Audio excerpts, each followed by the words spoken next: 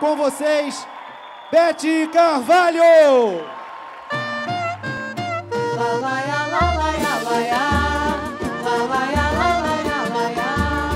Samba é comigo mesmo, dançar é a melhor coisa da vida. O show de Beth é sempre uma surpresa, né? A melhor, madrinha do samba. Mas iremos achar o tom, um acorde com lindo som. Realmente é uma cantora muito especial, entendeu? É das melhores cantoras que existem, né?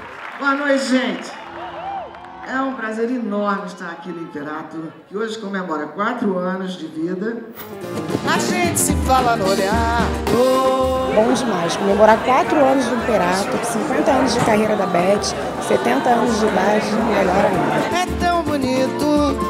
tão bonito nosso amor. Eu vim assistir o show da Beth Carvalho.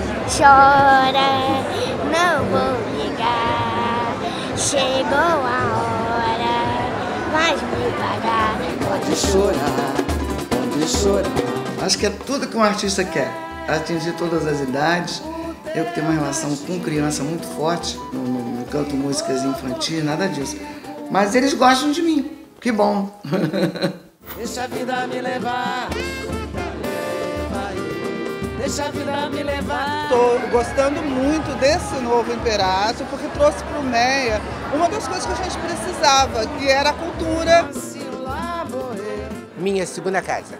Amo todos os shows, amo tudo. Coisinha tão bonitinha no bar. Ah, sempre que me chamarem eu tô aqui. Vou cantar até morrer.